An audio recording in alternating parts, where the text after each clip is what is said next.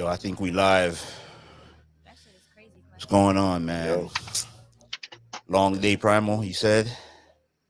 long day, bro. But it's life. Yeah, it is what it is.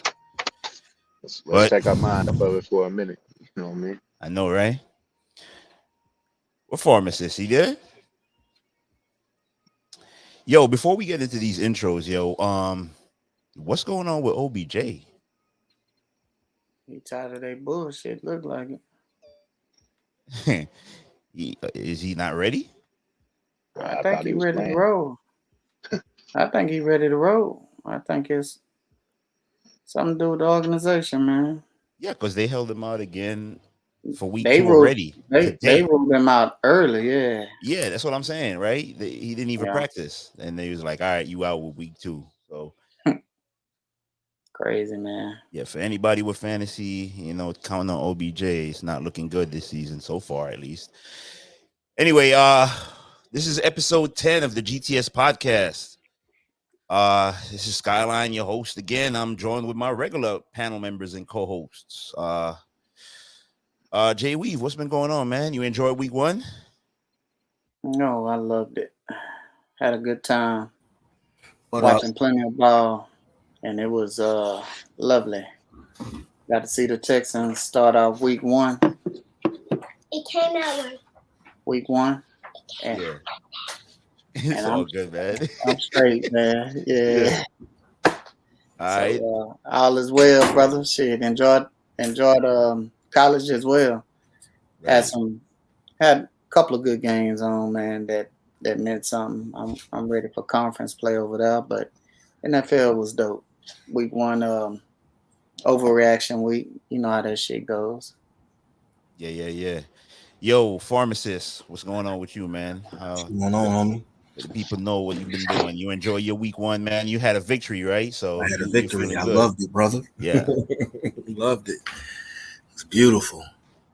I'm actually I got the NFL Network on right now as we speak, and they showing the replay of the Buffalo Bills and Pittsburgh Steelers. So I'm about to watch this again while we chop it up. Look, I know every single one of us on this panel are married, but I just got to say this. Look, I was watching NFL Network too, and pharmacist MJ Acosta, Lord. Oh, yes. Yes. Fire. Oh my goodness. All right. Yeah, she nice. Yeah, so Primal, what's going on with you, man? It's we were just chopping it up before the show went live. I know you're going through some things, man, but how's it been going though? You enjoy the football weekend otherwise? Oh man, life is good, man. Life is good. We got a victory. Football's back, man. College in full force. The NFL is here with the regular players instead of watching some preseason wannabes out there. So I'm excited, man. I'm all about it. Let's do it. And just straight off the bat, it seems like your Jamar Chase concerns from a few episodes back, those have been you have no qualms now, right? Like good. No, I haven't been there live at the game and being able to witness it. Jamar's fine, man. My bad, Jamar. My bad, bro. My bad. I'm sorry. My bad. My bad. I figured that would be the case. Yeah, my bad. Yeah, my bad, dog. AB, my bad, dog. Yeah. I ain't know, man. I ain't know. It's like that. Yeah, right? Yeah, I know. I'm gonna bow down. I know. I ain't got nothing to say about that man. Go to work. He looked good, and I'm telling you, I think a few days before the game, man. In our Discord, someone had asked the pharmacist about it, and I was like, "Yo, I saw a Joe Burrow interview, and Joe Burrow was like, "No, we're good. We're locked in. We got it going." So, I mean, I'm always going to listen to the players, man. I'm not going to listen to the media and their overreaction. Joe Burrow was like, "Yo, we're clicking." That's all I needed to hear, I don't think it was gamesmanship either. I just think everything that happened just happened, but it is what it is. The kid looks good, so I wish him the best going forward. Bro, I tell you Um, this: the best yeah, thing that I saw on Sunday was the deep ball that he did catch, the 50-yarder right before halftime. Joe Burrow had pressure in his face, and he dropped a dime to that man, and that was a yeah, problem that Joe had last year. So obviously, there's a comfortability there with yeah. him because he hit him in stride with a And guy in it's his face and falling beautiful at his throw. feet. Yeah, that was one of the best passes I've seen from Joe Burrow in quite some Man, time. So look, yeah, that Bengal 11 personnel, man. I told you I was bullish on that going forward. Joe makes him look like the beast too. So, He um, did. He looked yeah. good, bro. Oh yeah, yeah, I I think like they it. only gonna yeah, get better. yeah. Only We gonna we'll get talk better. about Joe left the game for like 8-9 plays though. We'll talk about that. Yeah, Hmm. true 3 down running back. He's on my fantasy team, so I'm good. I'm happy with that. Yo, I don't really have a particular topic, man. There's mad stuff to go over from week one. I know some of you guys on the panel got stuff we're going to discuss, so we'll get to those eventually, man. So I'm just going to go with some quick nuggets and stuff and reactions from week one. I got the scores up here from week one. Pretty much anyone that watches football, they already know, so I'm not going to go over them, but let me tell you something, man. Those Colts.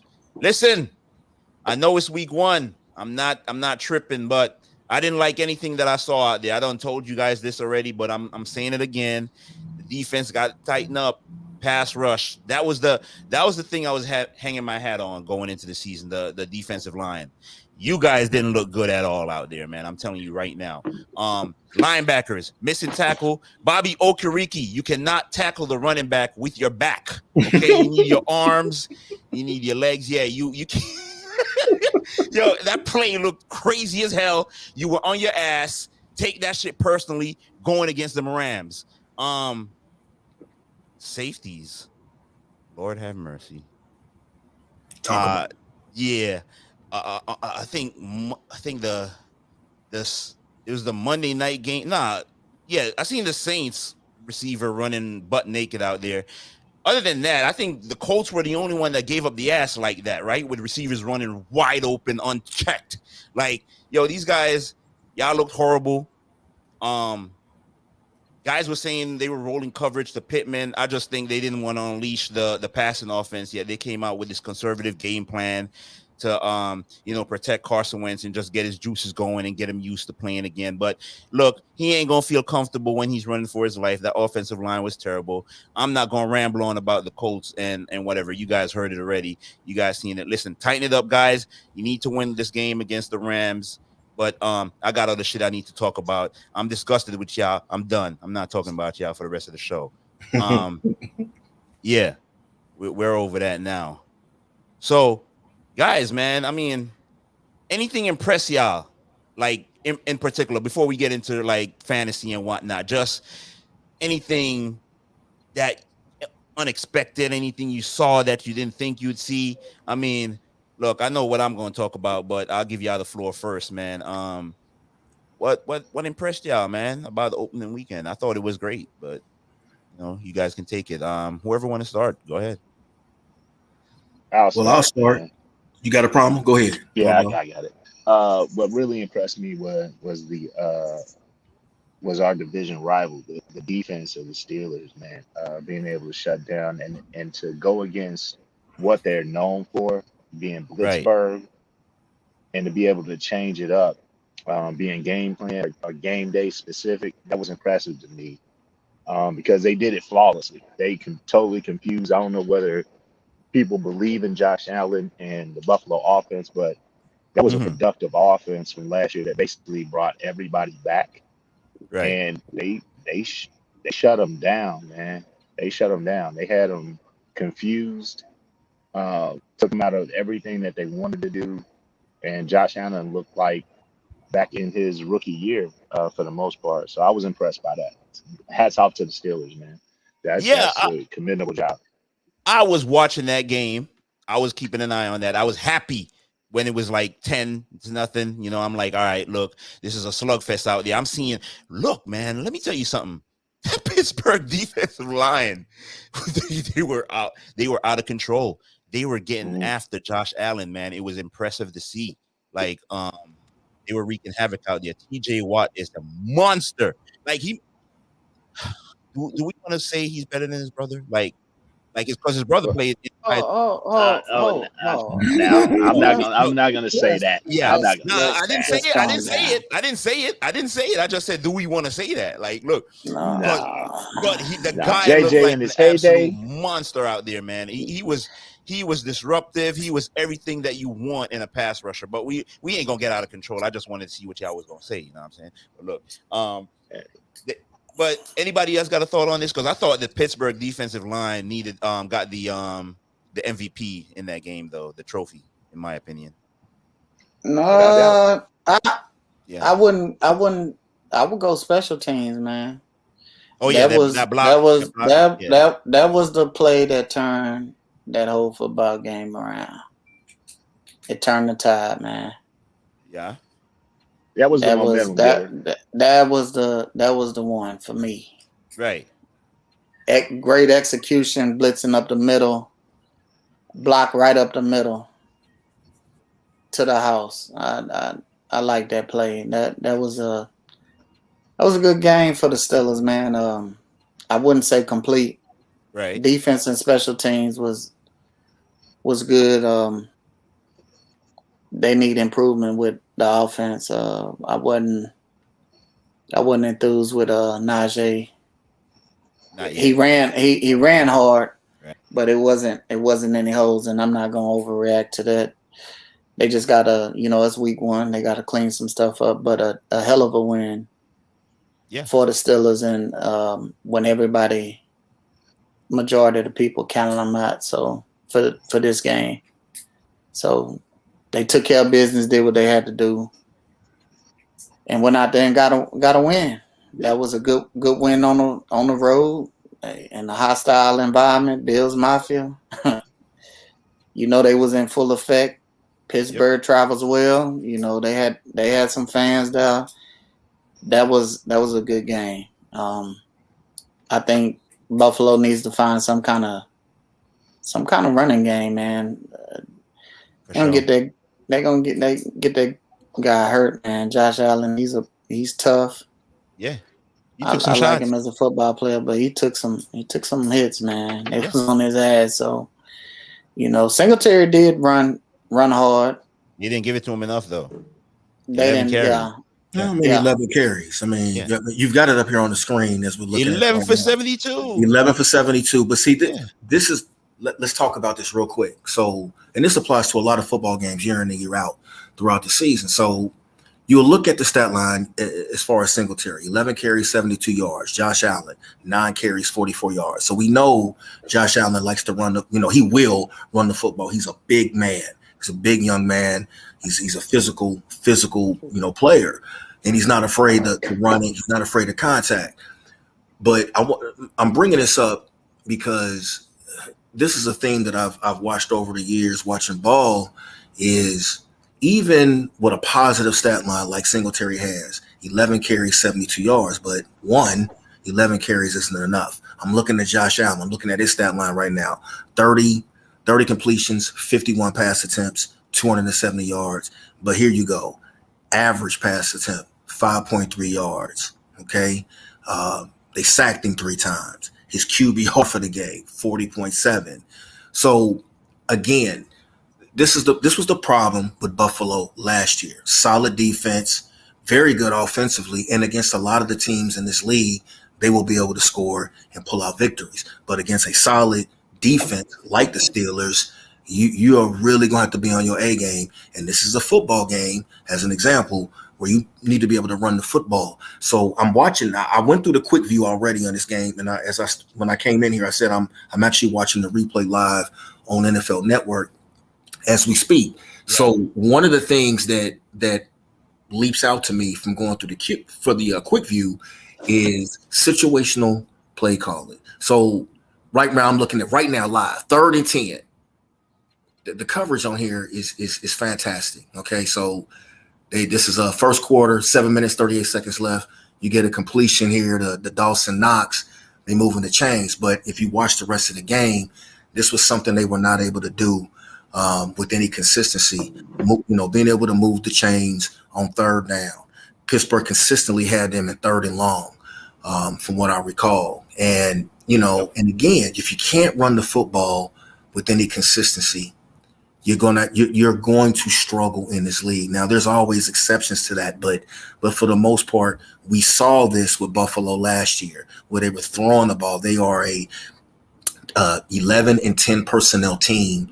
That's what they do. But, they did nothing in the offseason, man. From what I can tell, that makes me believe they will be able to run the football with any consistency. We'll see. We'll see if they can do it. But right now, man, if I'm a Buffalo Bill fan, just a football fan in general, this is something everybody should be watching with this team. Like you have to be able to run the football in this league, and you need to be able to impose your will physically in the run game when called upon. Buffalo right now is showing me they don't have that ability. Yeah. There were spots in this game where Ben looked old to me. Like when they almost fumbled. Like the ball came out, but they ruled it wasn't a fumble, and he was getting up off the ground awful slow. But being a vet, he was able to put together that one drive that they needed offensively. He put together a drive. He got a touchdown to Deontay, because I think Deontay had left the game too, because I was happy because I wanted Pittsburgh to lose. I'm not going front. So, but he came back. He caught the touchdown. They won. So, it is what it is. Shout out to Pittsburgh. They won their first game. They got I just saw it. They got a good they got a tough matchup week 2. I'll look here shortly, see who they got. But Kev, you had something to say before Primal. No, so your question was anything that surprised you? Yeah. For the weekend. So for me, it was how dominant the New Orleans Saints were against the Green Bay Packers. Yes. I just flat out was not expecting that. I'm not surprised New Orleans won the game. I was surprised how dominant they were.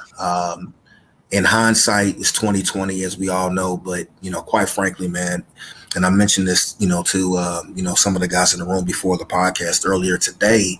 Quite frankly, look, man, Green Bay didn't look like they had the energy.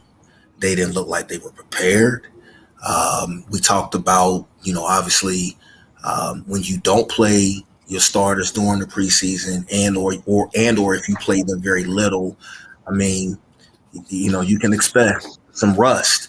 But this is has been a very good team. 13-3 the last 2 years, in the NFC Championship game last year. And, quite frankly, man, New Orleans, and I had questions about New Orleans on the defensive side of the ball, talent there, but they did lose a lot of players during the offseason through free agency, through injury and whatnot. But they were well prepared. They played a hell of a football game, and kudos to Jameis Winston. He did exactly what you would want your quarterback to do. 20 pass attempts, 5 touchdowns, bro. The run game solid. So kudos to Sean Payton and the game plan. Thumbs down to Green Bay. Thumbs down in every phase of the game. I'm expecting Aaron Rodgers to step up on Monday night against Detroit. You're damn well better. And I expect that he will. But that was a very, very surprising outcome as far as how bad they got beat. That's my take on that game. Yeah. Hey, Jameis looked good, but hey, did y'all watch that game from the start? Did anyone notice how Jameis looks in the huddle? He's like,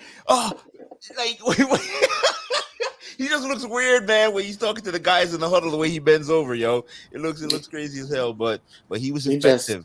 He just has a lot of energy, man. With that Jameis, he brought it, bro. He brought his game, and they was ready to play offensive on the offensive side of the ball, defensive side especially, and the Packers just didn't look prepared, as Kevin said. I mean, let's talk about the coach for a second.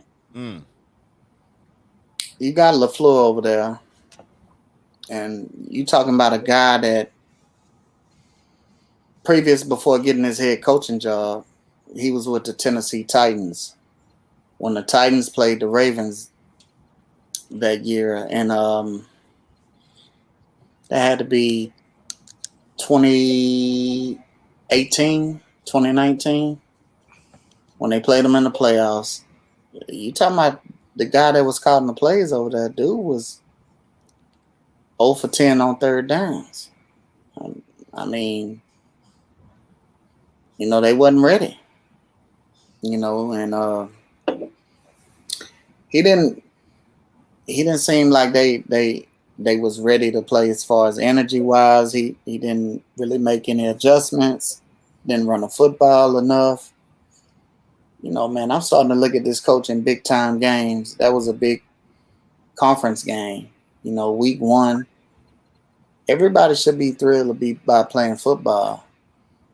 And they just seem disinterested in playing. So I know they'll bounce back. They got some line issues as well. They trying to work through with Bakhtiari out on injuries. Well, on the injury reserve. At least 3 weeks, right? Yeah. So no, I think he's on the pup. He's on the pup. Well, so he's got 6. Yeah. 6, yeah. Okay. He's gonna be out 6 games, and so they working with changes amongst the offensive line, and them guys, man, they'll get it together, man, because they got Aaron Rodgers over there who's leading the charge over there, and I look for them guys to bounce back Monday night. But look, you mentioned Rodgers, man. How much of the offseason drama you think affected the game, man? I don't think it wasn't no drama with him. The dude didn't say nothing until he had that 32-minute press conference. Mm-hmm. He didn't say shit the whole time. Man, you got to block out what these media guys are talking about. Talking about Ian, Adam. Them guys start shit, bro. Mm-hmm. That guy didn't say shit. Give credit to the opponent, man. This narrative that Aaron Rodgers is, they played the game off. A hell of a game. Yeah, and he does he really want to play football, man? To me, that's nonsense. Yeah, man, give credit to the New Orleans Saints defense. Give credit to Sean Payton. Give credit to Jameis Winston. Man, look at this the stat line that you got posted right now. Yeah. When I was talking about Buffalo earlier, and I know you want to get to Primal and Bucko, just let me hit this real quick. Just as a comparison. Look at this. New Orleans didn't blow anybody away, but look at the run production. 20 carries for Alvin Kamara, 83 yards. 11 carries for Tony Jones, 50 yards. Even Jameis got in on the action. 6 carries for 37 yards when he gets pressured. In comparison, look at Green Bay. A.J. Dillon, 4 carries, 19 yards. Aaron Jones, 5 carries, 9 yards. Kylan Hill, 5 carries, 14 yards. You're not winning football games in this league if you can't get respect from the run game. In the run game, if they don't respect it, it's not popping. Then on top of that, the great Aaron Rodgers, he was pressured a lot. Only sacked once, but watching the game, he was pressured a ton. He was pressured a ton throughout the game. Yeah. So all the credit to New Orleans. Real talk. They got hit in the mouth and did not respond. It happened in 2 games over the opening weekend that neither one of us expected. We expected 2 very good games over with Tennessee and Arizona, and this one here. 2 teams came out with a lot of question marks and punched the other team in the mouth, and Green Bay didn't respond. They folded. Just like when Tampa hit them in the mouth, they folded. You know what I mean? These guys have a history of when they get behind early and things aren't rolling, they don't get it back on track.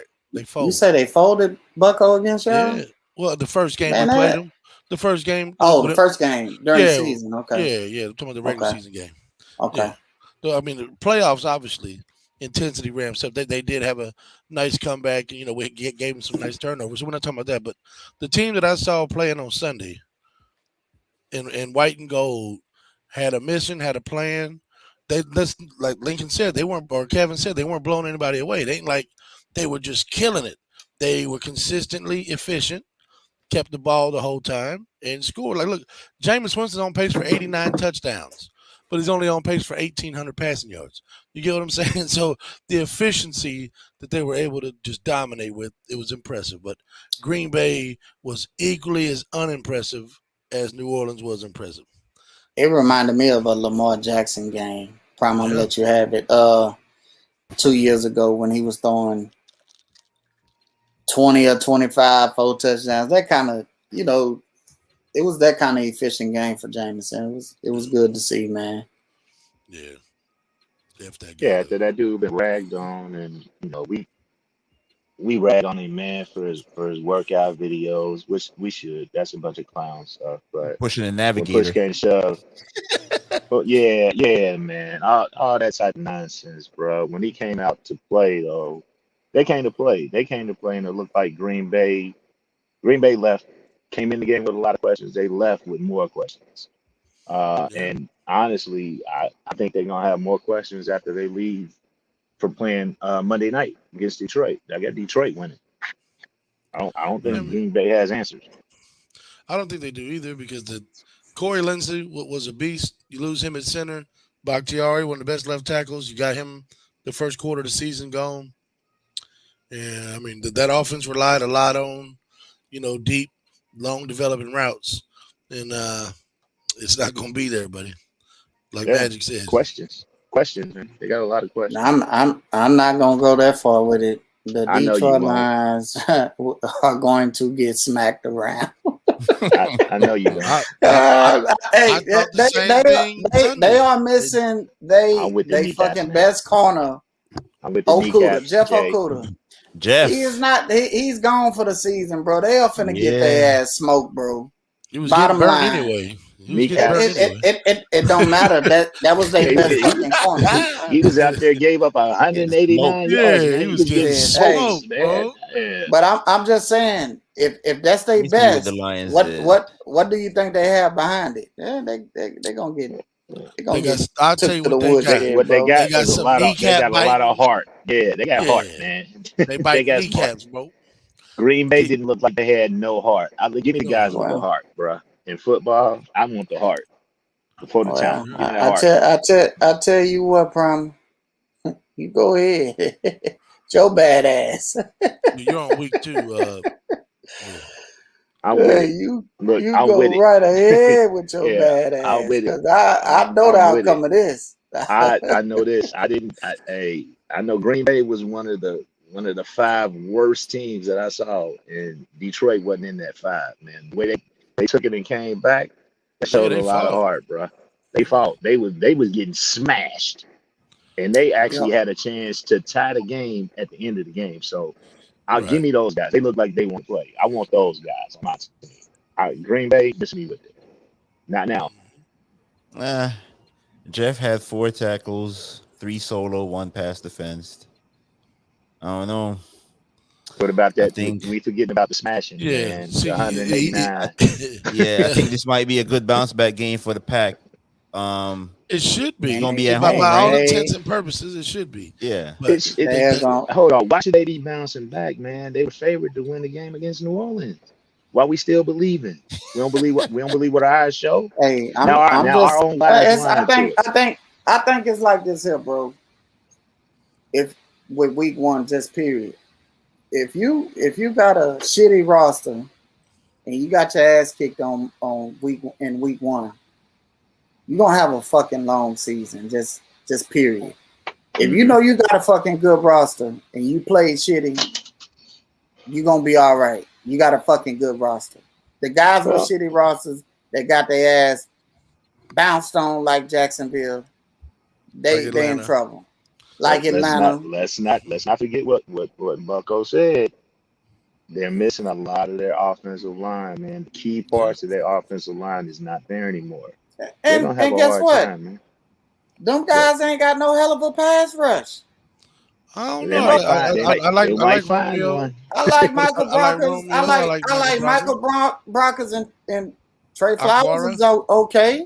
Aquara.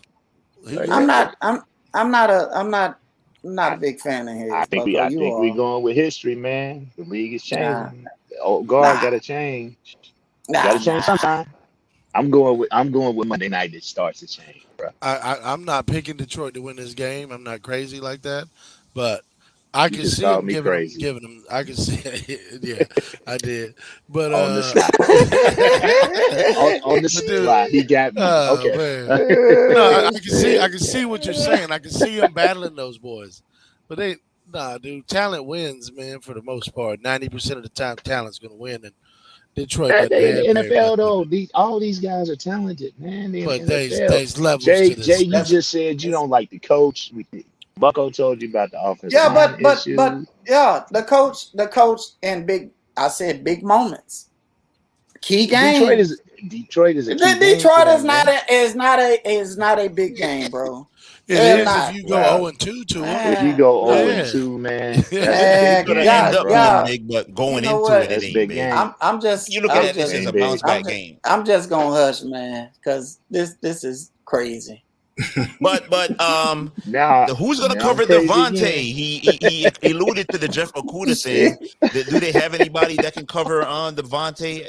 No. No, they depth chart reads right now. They got Ifitiyu Malafunu. They got him at right corner. Yeah. Wait They a got minute, man. Hold on. He talking about who can hold. Can't nobody hold him, man. But they their don't have, team. I don't know. Lattimore did a good job last week. Right. Man. Well, I mean, it's week 1, but he looked good on him. Lattimore look good. Just period. It That looked like he should be defense. suspended. I don't know why he's playing. F them Chauncey Saints. Johnson. That's a hate. That's hate. That dude. That dude played a good game. They just overall, man. They got after Rodgers, and they just kept throwing the ball. But for whatever reason, they couldn't sustain a drive. They couldn't do shit. They got their ass kicked, my bro. last point on this on Detroit, man, is then explain to me what it takes for a team to come back while you're getting drubbed by a team that's one of the favorites in the NFC. They're getting drugged by them, and they came storming back. There, that has to account for something. At least it does in my eyes. Or like I said, I'm crazy. Yeah. No, I mean it's good for a team that's at the bottom like that. Gives them confidence. But man, I'm gonna tell you something, Primal. You don't think them guys know what the fuck going on in Detroit, bro? Them motherfuckers looking at each other like, yeah, we're gonna be in for a long fucking season, guys. Yeah, they ain't looking like they finna go nowhere, bro. They know what the fuck going on, man. They ain't no fucking robots, bro. Hey, man, them guys know they ain't winning shit, man. To be rooting for anything up north, but I'm with the Lions next week, bro. I'm with the Lions. Really primal. Yeah. I tell you, They're calling me crazy, man. I tell you what, Primal. You love the Lions so much. Put some money on. Here goes. No. It's no money. No, that's not even fair. I wouldn't do him like that. This average yard per throw for Jared Goff. It's not even fair. It's not even fair. So I'm gonna give you the spread. Write it down. Write it down. The spread is 11. Okay. And the loser will have to take a shot. All right, no problem. He was going to take a shot anyway.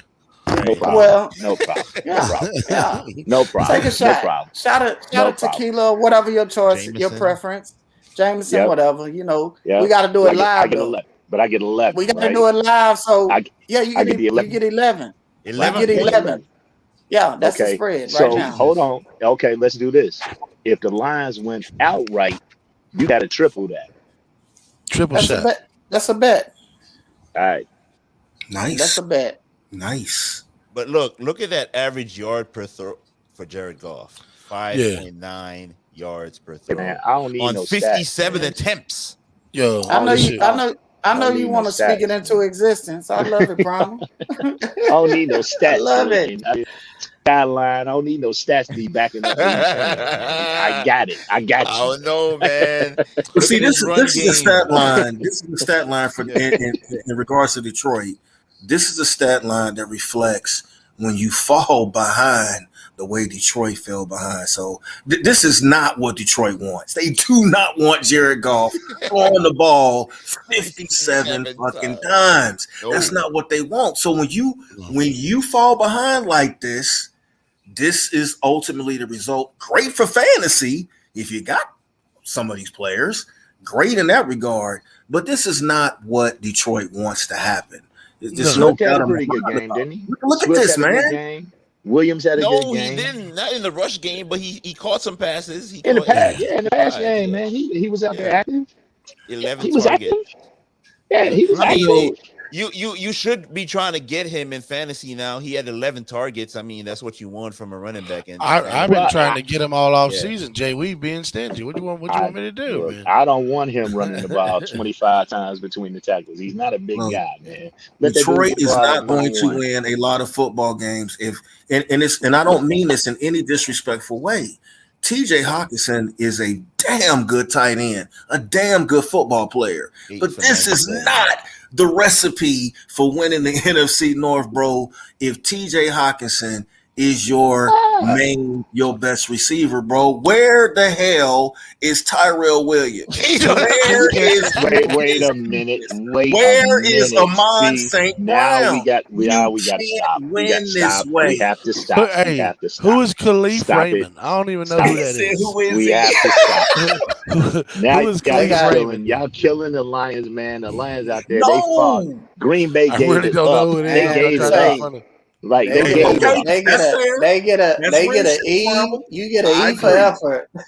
That's They get E for effort. Effort reward, bro. He said they was biting kneecaps and they was gonna be a grimy physical football team. So they fell behind 3.5 quarters.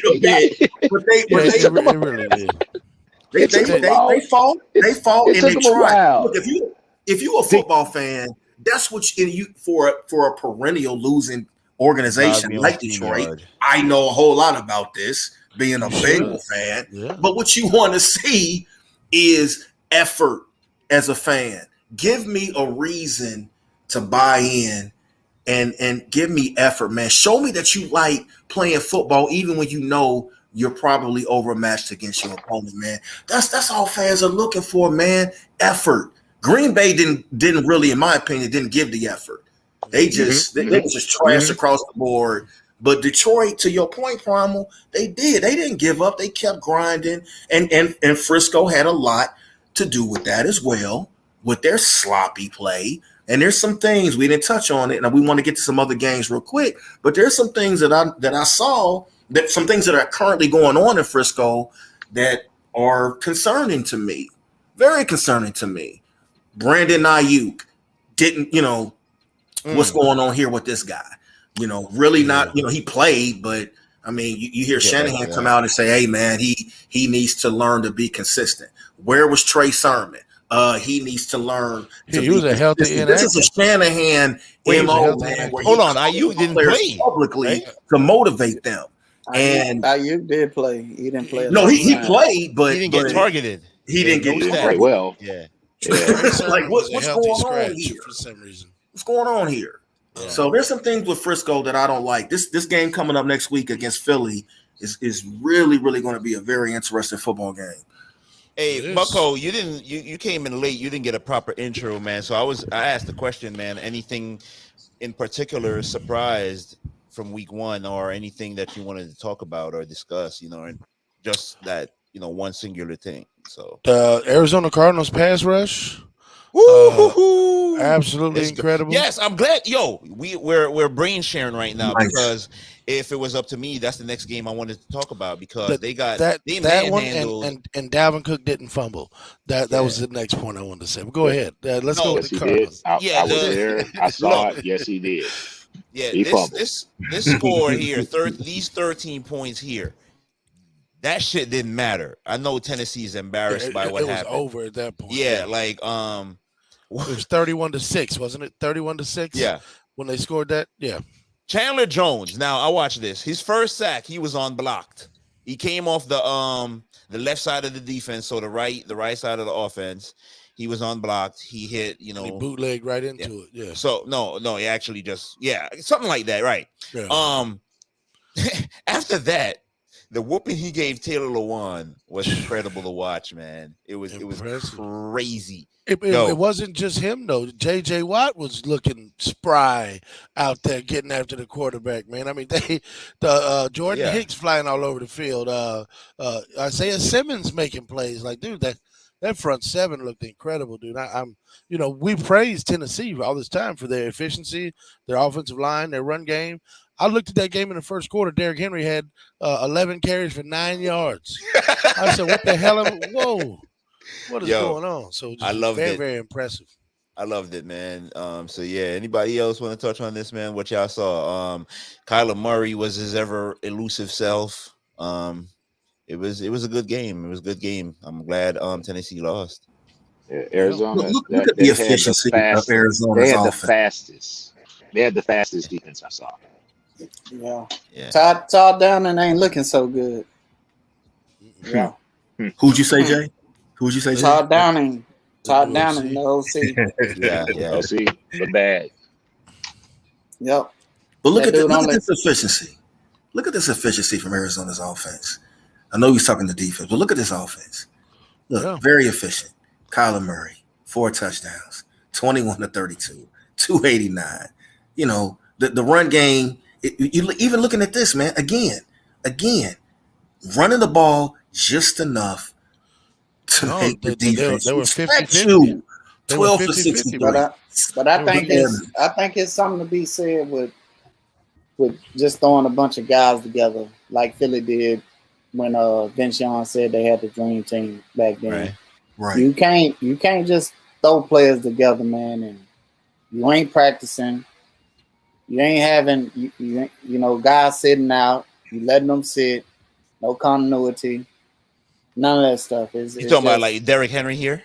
I'm talking about Julio Jones. I'm talking about all the new pieces that Tennessee got. Tennessee got a lot of they got a lot of people that wasn't there last year. Right. I mean that people just ain't, people seen Julio and they went crazy. 6 targets. They seen Bud Dupree go over there, they went crazy.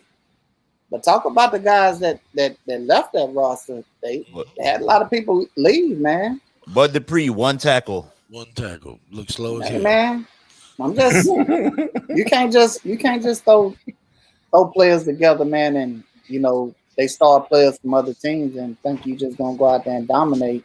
You ain't even had a goddamn live snap together. I mean, the fact that you have Julio Jones and A.J. Brown, and I know Lincoln is somewhere laughing his ass off. Your number 1 receiver is Chester Rodgers? It's Chester Rodgers. I miss this guy. Hold on. Let me find. Hold on. 4 for 62.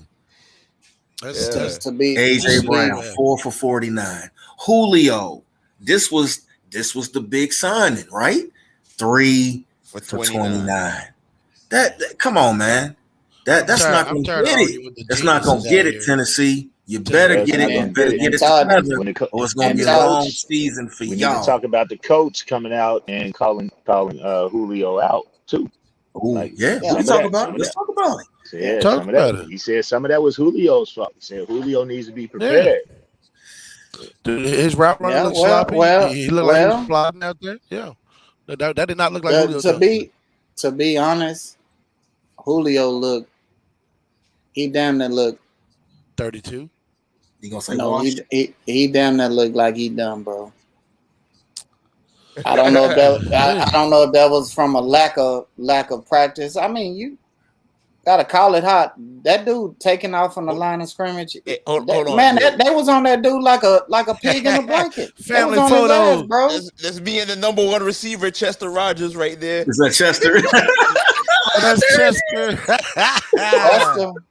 Ain't that something? He say Lincoln was the "Look, only we gonna guy make who you a recognized star, Chester Yo, Rodgers. I made it. Yo, in my public. wife said it to me. My wife said it to me, and I didn't understand at the time, but now I believe her. Like when he saw me, bro, I made his day. I made his whole day. Nobody else knew who the fuck he was, I bro. promise you, you're the only guy in America that can recognize Chester Rodgers, bro. I swear to God. I wouldn't know that man if he was standing in front of me right now. Thank you for that link. Yo, Lincoln over there cheesing too. Look. Oh, yo, that was boy. 2019. I thought our team was ready, but anyway, yeah.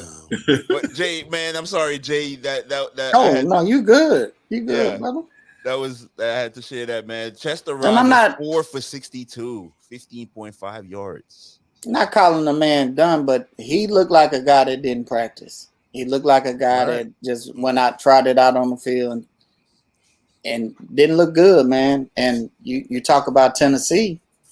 Todd Downing took play action pass out of the playbook. They only ran play action pass on just 12% of the pass plays. He had to take it. But the team ran through Derrick Henry. 3.4 yards. Look at that. I mean, he actually turned it up there in the second half. He did. Broke off a couple of long ones and sustained some drives, but it was too damn late. They weren't worried about him no more. Yeah. But the thing I want to talk about is the efficiency. The running game. They used three, with Kyler Murray and then two running backs. They had 50-50 play selection. They averaged almost 14 yards a catch for their whole receivers. They spread the ball around amongst everybody. Like, y'all remember watching this team last year. He was dead set on target and D-Hop, 15, 16, 17 times a game. And it was... Hey, Bucko, you went low. Put your volume up or something. My volume... We good? You hear me? Yeah, we got you. I said, last year we watched them target D-Hop 16 times a game. Now you seeing they spreading the ball around. Rondale Moore, Kirk, D-Hop, AJ Green getting 6 targets. You know what I'm saying? Like there. I got his target share distribution. D-Hop 25%, AJ 19%, Christian Kirk 16%, Rondale Moore 16%, Chase Edmonds 12%. Excellent ball distribution. That's what I'm saying. What happened to Andy Isabella? Didn't he get cut or He traded? was never as good, I think, as people thought he was. Thought he would be. Yeah. To be honest, not to shit on the young man. Okay. But one, when you're talking about smaller size receivers, okay, let's stick it with Arizona. Look at a guy like Rondale Moore. Mm-hmm. Rondale Moore is physically he is like a fire plug. He's stout. Yeah. Whereas Isabella, great speed, but you coming out of UMass, which is, let's to be blunt, is not known for for football, right? Yeah. But to his credit, he was able to get drafted and stick with an NFL roster, and there were expectations, but just from watching him, and I remember when we talked about him in the room, many times, and I was, in hindsight, I was, people said, well, man, you kind of shitted on the dude. I'm like, well, I wasn't trying to shit on him. I was just being honest. Like, there was nothing special about him. There was nothing that I saw on tape at UMass that made me believe that he was going to be able to be a dog at the NFL level. That doesn't mean I could have been wrong, but as it's turned out, I've been proven right. Now maybe he can at some point, whether it's with Arizona or with another team, maybe something can work for him. But right now, I just don't think he's that good. I don't think he was ever that good. There's nothing special about his game, bro. And that's why Rondale Moore is on that roster. I will say this real quick with Arizona.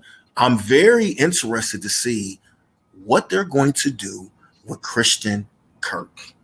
Yeah, very, very interested to see what they do. They're gonna or let him go.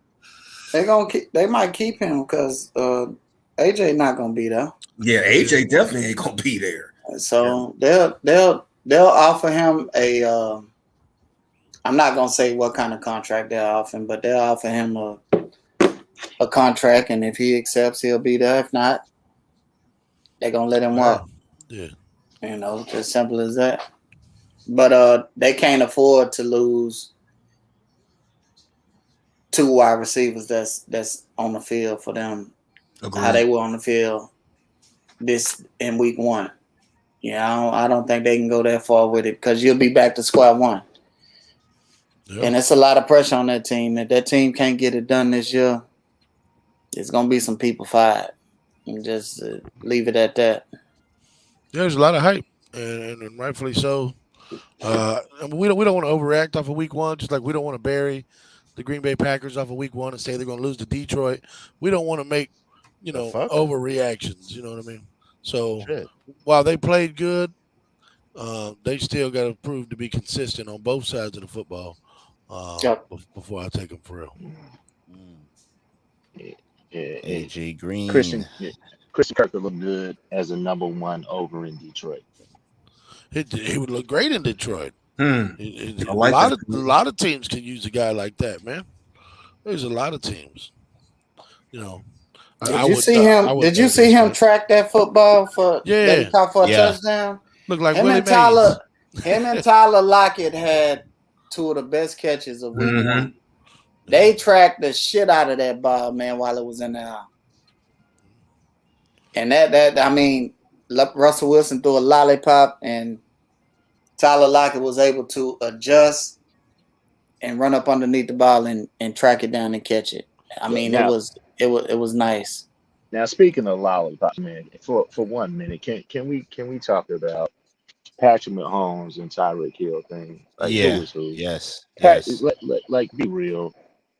Patrick Mahomes threw a wobbler out there, and everybody keeps saying, "Oh, he's the greatest thing ever." That was a wobbler that shouldn't have been caught. And if it wasn't, but he said as much.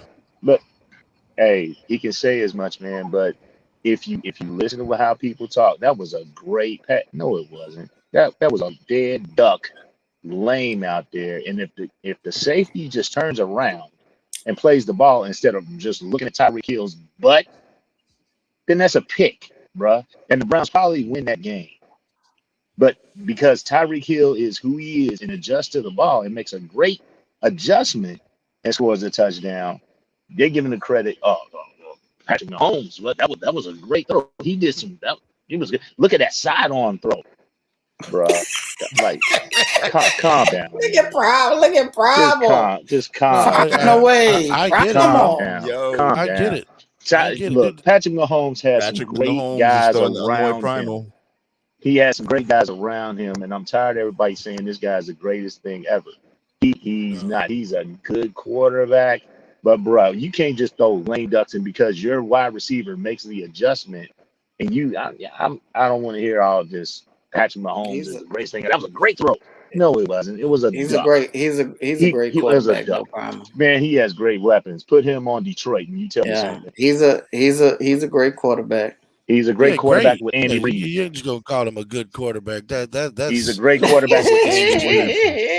He's a great quarterback with Andy Reid. Hold on. He's a great quarterback with Andy Reid. Even though you're Andy Reid is a great quarterback. You see what those lame duck passes got him in the Super Bowl. I get it. That's what he's a great quarterback with Andy Reid, bro. That's what I want to say. You talking about a guy that was missing his left and right tackle. Okay. I don't, man. Yeah. He wasn't missing I know you don't care. He wasn't missing them Sunday, the guy's a champion. He's a champion. And he reminds me, this team reminds me of the Golden State Warriors when they just turn the switch on. And man, when it's time to go play and they coming from behind, them guys hit a switch, man, and they come out roaring. They go get it, man. They went and got that. They went tired of hearing about. I get Primal's frustration. Maybe it's because I'm getting up there in age. But yeah, they falling over everything this man does. Like they had the top 25 plays of 2020, and he's number 25 of the top 25 plays of the whole year was a damn incompletion that he threw. Are you fucking kidding me? Like the love affair with the guy. Excuse my language, but yeah, I get it. He's a great player. I get it. But like Primal said, man, Stop hating. he's got a lot of great around him that allows him to be further great. So it's not. Yeah, it's not hate, man. No, I'm It's talking just Bucko, like not if you, you Bucko. no, I know. But it's not. I don't even think Bucko hating. If you just look at the reality of it, man, dudes make some phenomenal plays around this dude. Like phenomenal. He was 27 of 36. It felt like he had more in incompletions than that, though. But damn, only 9 incompletions. The guy is good. Look, man. Hey, My God, we got to talk about this game too, for real. Yeah. Look at this crap. Okay, I'm gonna stay on Kansas City, but I definitely want to address Cleveland. So, to your point, Primal, Tyreek Hill, this stat line is fucking retarded, bro. 15 targets, 11 receptions, 197 yards. Week 1. Okay, so look, bro. This dude, in my opinion, he is the best receiver in the NFL, and I can make an argument for the at least last year for Devontae. If you want to, whoever you want to throw out there, but to me, it's that man, Mr. Tyreek Hill, bro. This dude is a game changer. To your point as well, Primal. Yeah, I get it when you talk about that throw in particular against Cleveland, and it was basically a floater, and he gets away with it, and he gets away with plays like that. But this is the thing, though. Regardless of it, he gets away with it because these corners and safeties ain't making him pay for it for whatever reason. They don't make him pay for it. And to me, what makes Patrick Mahomes special is the off-script plays, bro. The shit that you just can't prepare for. How do you prepare for that? How do you prepare for it? I mean, not really the type of throw you would want to see. It's kind of like in basketball, like, why is Steph about to shoot this from half court and then it go in? You're like, well, no, don't shoot that. And then it go in like, my nigga. That's what Patrick Mahomes. No. Yes. Sorry, don't throw. Sorry, Link. Great throw. My point. It be like that. It be like that. So that dude is special. But I've also watched Patrick Mahomes since he's been a starting quarterback for the Chiefs. Man, I've watched this dude make throws that very few quarterbacks. Yeah, it's real. It's for real. Like, just like with the velocity, right on stride with Tyreek. In particular, Tyreek. I seen him do it with Tyreek. I seen him do it with McCall Hardman. I seen him do it with Sammy Watkins when he was there. Where it's just like they beat the man. He gets the ball off and he just drills it, and it's right there. The defender has no shot, no chance in hell to stop. Okay, That's what makes it. Let's take a time out. He is incredible. So we're gonna forget about, like, I'm not taking away from the dudes. He has arm talent, but we cannot forget that the reality is in the Super Bowl against the 49ers, the throw he throws at the end is another pass that should have been picked off, and the receivers shouldn't have been open in the first place, that he got away with, man. He got away with that. He did. He did. That's not right. That's not a spectacular play on Patrick Mahomes' part. But that is something that just happened. Like Garoppolo threw a pass that was normal. He just missed it because he's not that good. But that was another. He just threw it up, and he gets what a great throw! What a great throw! Being anointed. It's called the anointing. Okay. Hey man, he gets away with things that most quarterbacks that have ever played this game would never be able to get away with. That's true. Your point is valid, bro. It's just some dudes have favor. They get away with stuff, man, because they just got whatever it is. It's not better lucky than good. But all I'm saying is, like, I'm giving. You know where you at right now? No, I have a lot of respect for Andy Reid, man, and the job that he does in preparing these guys. I to get make you. plays. He's good with Andy But Reid. You know what? I'm not ready to call You know what? Tyreek Hill like as a receiver, as an overall receiver, man. I think guys like D Hop is a better receiver. D Adams is a better receiver. I mean, there are several guys that are actually better receivers. Tyreek is one hell of a And you football can't. player. And you One can't. You hell of a can't. football player. You Man. cannot mention that what he's working off of and what old boy is working off of. Kelsey, man, Kelsey is the centerpiece of this. Oh, that's Kelsey's the valid. number And one. you He's you the number can't one. you can't like nobody said nothing about Travis Kelsey, but the way Andy Reid works one off the other, design plays, that shit is like Golden State. I'm telling you, man, that shit, man, used to have me fucking fired up to see them guys go on a 20-point run in about 3 minutes. Right. And Kevin that's said, the kind of shit. That's the kind of shit that they do go though, on that man. run. They go on that Kevin run, said and man, when they that get the run, we get to Cleveland, man. We get like I games need in the somebody NFL to are tell me. lost. They're lost. Tell me Cleveland lost what that is game. going Kansas City on didn't with win it. Odell Beckham. Yeah, I touched on I'm it hearing he's earlier. not going to play this week either. What's Yeah. Why? happening there? What's going on Is with it this his dude? knee? I don't know, man. He looked every time I look on the internet during the off season through Working the out. through the preseason, the dude posting videos and he looking like he doing Ready it to like go. he ready, but Mhm. he ain't played yet and he's not going to play this Sunday Yeah, that's wild to me. against Houston. What's really going on here, man? He look like he can play to me. Again, if Joe Burrow, who got all 3 ligaments shredded, is out here, and I know people heal differently. I get that, but I'm just trying to figure out, based off of what he's put out there to the public, why ain't this dude playing, man? What's going on here? it ain't him. If he getting ruled out early, as on a fucking Wednesday, Yeah. it ain't him. Right.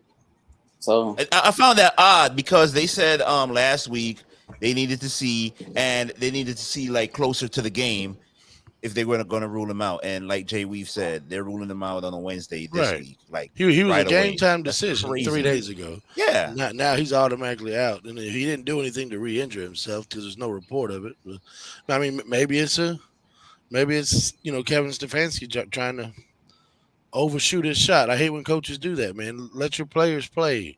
All that buying into the program stuff that'll get you fired real quick. oh yeah. I don't know, man. But listen, this is a concern. Clyde Edwards-Helaire, year 2, 14 carries, 43 yards. Week 1, need to see more than that, right? That needs to improve. I thought it would, but Cleveland got a good defense. Myles Garrett is a beast. Lord have mercy. Let me see Myles Garrett's stat line. I remember getting yelled at when I called him the best pass rusher in this league. Yeah. A lot of people yelled at me for saying I was crazy. This does not show you the man's impact on this game. Patrick Mahomes was running for his life. Patrick Mahomes was not safe in that pocket. He had to keep sliding to his right. So he's lucky he's mobile. The stat line is solid though. 4 tackles, 2 solo, 1 sack, 1 tackle for loss, 3 quarterback hits. And this doesn't show the solid. damn pressures though, Solid. So yeah, it don't show the pressure. So so you throw the pressures in there, man. The dude is solid, man. He the real deal. What about my man, Mr. Clowney? Let's look at him. I saw him get he flashed. Let's go set the defense apart. He always flashes, but he he don't hit. He has a hard time hitting home. Yeah, three tackles, 2 solo, 1 tackle for loss. I remember. Yeah, I saw one running play where they loss was on Tyreek Hill. They tried to run a stretch run, and they just decided not to block. They decided not to block Clowney at all, and he drilled somebody. That was a nice play. I saw that. Man, we could go on and on for hours about these games, but I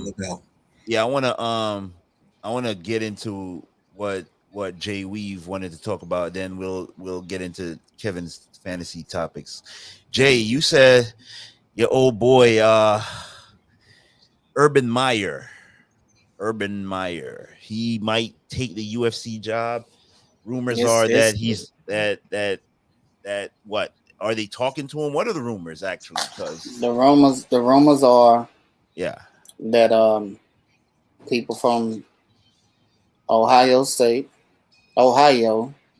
that's strongly connected with him. Is strong possibilities that Urban can be after the season. And Hayes having a hard time, with his staff, handling the coaches and shit, taking over practices, not letting the guys do their job, coming over the individual periods, taking over. The players been talking about his ass. So yeah, it's trouble in the city. Mm-hmm. It is trouble in the city, man. And I think if this guy, if he continues to go on this path the way he is, and they getting their ass kicked every week, he gonna be gone, bro. Yeah, I mean, dude, you can't go out there and get blown out by a team that literally traded everybody off of their team, and you got dominated the entire game. I mean, you can't go out and do it. So I'm not taking shots at Jay. No, they literally traded everybody. They got rid of all their you good are players. taking shots at Jay. No, I'm not. I promise you, I'm not. I'm not being messy. Look up and Come down on. their roster. They are still a better team than the Jacksonville Jaguars. And, I don't care what you say. Yeah, That's ridiculous. I'm going to give you They that. are still a better team than they have better talent than the Jacksonville Jaguars. They will beat them the next time they play them. And it'll probably be the same score. Like, look up and down their roster. They are man for man better than the Jacksonville Jaguars. It was disrespectful for anyone to say otherwise. For anyone to think that Jacksonville was winning that game, that was disrespectful to a bunch of professional players, bro. That's disrespectful. That's disrespectful. Tell me, give me outside of Trevor Lawrence, who didn't look better than he was Tyrod Taylor, did he? Nope. Yeah. So give me the players that you think are better than the Houston Texans. Their roster is better than the Jacksonville Jaguars, bro. That's disrespectful. Like, can we at least act like we watch football, man? And we know players just because Houston didn't. Oh, they traded him. They had guys that were comparable to NFL players. Jacksonville doesn't. What had Jacksonville done up until that point to say that, oh, we look like an NFL team? Did they look like one last year? I need you to go back to the article. Did they look like an NFL team last year? And tell me what they changed. No, they didn't. What part, Stop right Kev? there. Leave it right there. Leave it right there, Link. Yeah, I can't even let this go, bro. This is when you know if you a Jaguar fan, God bless you. If you a Jaguar fan, because you in for a long fucking tenure, as long as Urban Meyer is there. This quote right here has me weak as fuck. Yeah. I don't really know that word. Shell shock. Other than we've all got our ass kicked before, Meyer said. Let's tighten up and go. I believe in that team. I believe in our staff. Come back to work. Going to earn your captain stripes and leadership stripes as a coach and leaders on the team. But I believe in those guys. Man, get the fuck out of here. Say, man, I'm gonna tell you something. I'm gonna go back to something. I want to go back into this game, Primal. They was down 20-7 with 59 seconds left in the second quarter. Jacksonville had the fucking ball. Houston had all 3 timeouts. Trevor Lawrence comes onto the field. Don't you know what this guy did? Or he allowed to happen? Yeah. He called a 1st and 10 pass play. Mm-hmm. Incomplete. 2nd and 10, another pass play. Mm-hmm. Incomplete. 3rd and 10, another pass play. Incomplete. How much sound went off? How much sound went off, Jay? We had 38 seconds. You know what Houston did? Oh, went down there and scored 27-7 at halftime. Damn. You're not playing Northern Illinois, Urban. You're in the big boys league. It's called the NFL. You coaching you is much more tougher, much more harder, much more complicated. You're not playing these little ass D2 schools out of conference. You playing professionals that's getting paid. Now it was disrespectful. Yeah, you gotta you just act like, oh, you was gonna march down the field and you was gonna score. 3 fucking incompletes right before halftime. Houston put up 7 more points before half. Shit crazy, man. He not gonna make it. Mark my word.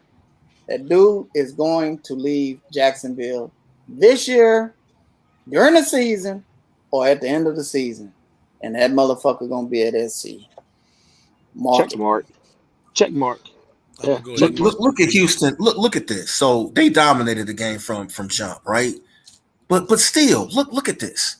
Mark Ingram, 26 carries, 85 yards. Only averaged 3.3 yards a carry. Back to my point again. Even if you're not having so-called success rushing the football, the fact that you keep pounding it. You wear these dudes out. They had 41 rushing attempts in that football game combined as a team, talking about the Texans. Yeah, you can do that though, Kevin, when the other team isn't scoring and they exactly the ball like they was. Exactly. Like, you can keep. I mean, they ran the ball 41 times in that game. We haven't seen that in the NFL in a long time. Yeah, the Jacksonville is not a good football team, man, and they need to, Urban needs to wake up. But whatever. I seen this year, and I think he's out of there, bro. Hey, I think he's gonna be out of there. Yep. I think they never should have hired him. I questioned the hire. I made a lot of jokes, and Primal told me to stop. But we're gonna have some heart conditions coming up. I'm telling you. Let me ask y'all something. Let me ask you a question. Why do you think this guy, the guy I'm talking about, is the XC USC head coach? Why do you think he was fired, bro? It made no sense to fire that guy after the second week of college football. Well, because they've invested a lot in that, and they really kind of have turned the program around, so to speak, from what they was just a few years ago. This guy was supposed to not lose that unranked team game. You don't have but you make that move. If you did it this early, you should have made the move during the offseason. Oh yeah. It made no sense. Like it seems like you firing this guy because you already got it set up. Well, they already had in their mind they was going to fire him and lose him by 20 to unranked Stanford. I think it was a hasty move. I don't know what that program's doing. Alumni. To me, the answer is I agree with you, Jay. That they already know, they've already targeted, and for all we know, the guy is already so-called signed and committed. And just but you gotta wait. But to me, when you see a firing this early in the season in college football, just past history tells me that the money makers, the ones that are cutting them checks, the USC is like hey man, we're done with this dude. We won't this guy. Let's go get him. I guarantee you, whoever they're gonna bring in, got him in sight. I think they already got him in sight, man. It's just a matter when it gets announced. Whoever it's gonna be, bro. Mr. Fickle, come on down. Mr. Fickle, I don't think Fickle take that job. Man. I don't think he's gonna take that job. He's linked to it, but I don't think he's gonna take it, Bucko. I wish they really liked Mike Norvell. That would be great if they liked him. I would be happy. They have no reason to like Norvell. I shouldn't have said that name. Don't say nothing. I don't want to hear about Jacksonville State. Don't say nothing. Yes, you do. I know where you're going. Don't say it. I'm not gonna get on a tangent. I'm gonna let the show roll. I'm done with my my topic, Lincoln. All right. Yeah, we good, man. Urban Meyer, sneaky. You gotta watch these college coaches like Saban and all these guys, man. They're snakes. They're all about the money. Yeah, Urban Meyer, snake equals snake. Yeah, they don't love these players. They don't love the job. They love the money, man. That's all. The money and the power and what it affords them. That's it. The fact that he brought Tim Tebow in to play tight end should have told you everything you needed to know. Oh yeah. Yep. I'm telling you right now, I think the perfect hire for SC, but they'll never do it, would be Eric Bieniemy. Perfect hire, but they won't do it. Yeah. Pharmacist. Let's segue to everyone's favorite topic tonight: fantasy. Fantasy football. Yeah. All right, so this is how I'm going to bring this up. So we've never brought this up in this format for this podcast until tonight. So this is something that we've talked about as a group that I would like to do, whenever it fits, the podcast. So rather than I thought about it, this is what I want to do. So I'm going to throw. And I'm going to really stick to daily fantasy. Now, obviously, the players that I'm going to bring up can apply to a redraft league, a dynasty league, but I'm going to keep it daily because the vast majority of people, and we're hoping that over time, people are going to watch this podcast and will get familiar with us and fuck with us, right? So, and daily is the predominant type of fantasy leagues that people across the board play in because it's easy. There's no really long-term commitment, so forth and so on. So going into week 2, so I'm going to do it this way, and then you guys can chime in how you see fit. So I'm going to start with my plays. I'm going to give you 3 quarterbacks for games coming up this weekend that I believe are going to have very, very solid football games. I'm going to start with this matchup with Tampa Bay against the Atlanta Falcons. Ouch. If you have Tom Brady on your roster, you should start him. If you have any concern, unless you got Patrick Mahomes or, one of these other dogs out here, you should be starting Tom Brady if he is on your roster. Because if you go back and look at that Falcons-Eagles game, you will definitely understand why I say so. There are a lot of problems with this Falcons roster and what this team is about based off of that first game. They're going to have a long season in Atlanta. So Tom Brady is who I'm looking at. Second quarterback I'm going to give you. Now, I'm going to go with Matthew Stafford, sorry, Link, against the Colts. And I'm going to give you one stat to validate why I say if you have Matthew Stafford in daily, you might want to fuck with him against the Colts. In the Colts' last 10 games, they have allowed in daily fantasy an average of more than 20 points a game. That's a big deal in daily fantasy because the scoring is pretty much standard across the board. So This is a very juicy matchup. Russell Wilson, as an example, last week against the Colts, 4 touchdowns in daily fantasy, 27.1 points that he put up. My goodness. My third quarterback, and there's several that I'm looking at. But I'm going to go with Aaron Rodgers against the Lions. Could care less in fantasy. Don't give any fucks about who wins the game. This is about putting up point production. Aaron Rodgers was horrible last week, as we discussed earlier against the Saints. But this is a juicy matchup against a depleted Lions secondary. He should rebound, he should eat. If you got those 3 guys, Tom Brady, Matthew Stafford, Aaron Rodgers, play them. You want me to keep going, or y'all want to discuss any quarterbacks y'all want to go, and we can go to, running back, receiver, so forth and so on. However you guys want to do it. If you want to chime in on the quarterbacks now, or just wait. If anybody has anything. I mean, what you trying to hit at, Kel? Well, just for this segment, giving people an idea of what type of players you're looking to start when you're playing fantasy. And then, basically when you have, some history, and you have to kind of dig. I had to kind of dig for some of these gems. So I follow a lot of people. I do a lot of reading, as I know a lot of you guys do. And you kind of, you pull this information and you go from there. So really just trying to give people an idea of what to look for when you're playing fantasy, the type of matchups you're looking for.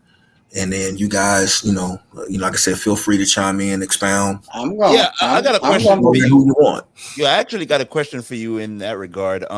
Yeah. If I mean, I don't know if you were prepared for this or not, but what if a guy had Zach Wilson or Mac Jones? They're playing each other, New England versus the Jets, and which one of those guys are you bullish on as far as this weekend?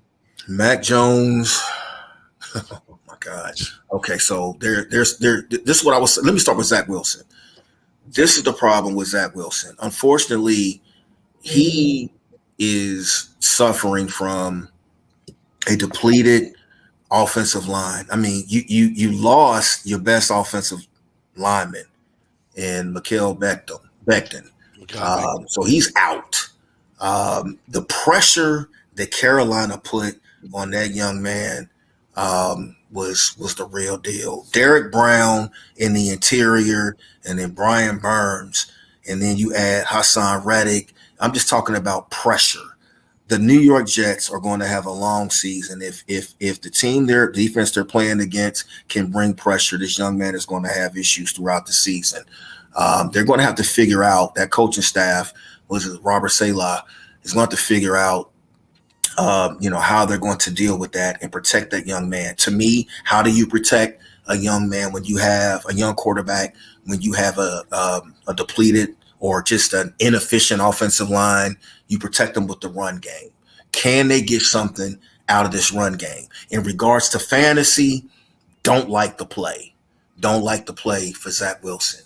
In regards to Mac Jones, the New England Patriots are definitely better suited to give you some production out of Mac Jones just because of the way they're built. This is a power run football team first and foremost. You have in the passing game, and they're going to see, like most teams do, but they're going to see a lot of cover two, which means guys like Hunter Henry, Jonnu Smith. These guys are safety blankets for a young quarterback. You have Damian Harris in the run game. At this point, he's the main guy. At some point, I'm expecting Ramondre Stevenson, to make his presence known and get into this mix. And of course, you still have James White, when they feel like they want to bring him into the mix and use him. But that run game is really going to help Mac Jones. But they don't have what I would call, stellar receivers, superstar receivers. So you're talking about guys like Nelson Aguilar, who has improved. He has improved over the years. Jacoby Myers, but these are guys that are not what you would call guys that are, at least in regards to fantasy, that are going to, really make a quarterback. So guys like that, these are especially in daily fantasy, guys like Zach Wilson, Mac Jones, whatever, rookie you want, quarterback or just young quarterback you want to throw out there. These are typically guys, unless they have a roster around them where they got some dogs that put up, that really can shine and help them. Most of these guys don't have that. So these are not plays that you really would go with. But the advantage in daily is you can build your roster with skill positions at the receiver, running back position, and maybe a top tight end. And then because they cost more, and then you can say, okay, I can build it up that way, and then go after one of these less expensive quarterbacks. So somebody like a Zach Wilson, and I don't have it off the top of my head, but I'm just imagining a Zach Wilson is probably not going to cost you on DraftKings or FanDuel more than $5,000, maybe $5,400 tops. That's a great price. But hey, man, when you're going up at that same position against a Patrick Mahomes or a Lamar Jackson, an Aaron Rodgers, some of these top tier, quarterbacks, man, there's a price to pay for that. So there's advantages and strategies to how you can do this in daily. It just depends on what your preference is. But when you play it, you need to be on point. DraftKings, he's 5,100. Zach Wilson. What's he at? What's he at, Jake? 51? Okay. 5,100 on DraftKings. Yeah. Get into your running backs now. And okay. So at running back, I'm looking at, give me 1 second here, and I've got this pulled up real quick. I wrote all this down. All right, so a running back I'm going to give you my three. I'm going to give you one that I think is interesting. Well, one is pretty easy. I'm going to start with Antonio Gibson against the Giants. So, they play tomorrow night on Thursday Night Football. This is the one thing that I pulled up about the Giants defense. They have allowed 9 touchdowns and an average of 25 points to running backs over their last 9 games going back to last year. Antonio Gibson, he had 23 touches last week, a 56.1% touch share in that backfield. So there's really no competition in regards for him to get touches right now. This is his backfield. He is the guy. I'm expecting this young man to shine tomorrow night against that Giants defense. I'm going to give you two more guys. Now, this is kind of an interesting one. So just easy picks. Melvin Gordon and or Javonte Williams against the Jaguars. Okay, so this I thought was interesting about the Jaguars. We know they're not a terrible team. They've been a terrible team. But the Jaguars have allowed 14 touchdowns and the third most fantasy points to running backs over the last 10 games going back to last year. So the way that split share worked last week, Javonte had 15 touches, Melvin Gordon had 14. But Melvin was the one that broke off the big run. If you saw the game or saw the highlights, right, I saw that. I noticed that, Kevin. That as far as the shares, Javonte actually had more carries. Yeah. Right. So this is a game where I would expect, quite frankly, both of those running backs to put up, some nice production for fantasy. Now I'm going to give you one more, and that is Damian Harris against this New York Jets team.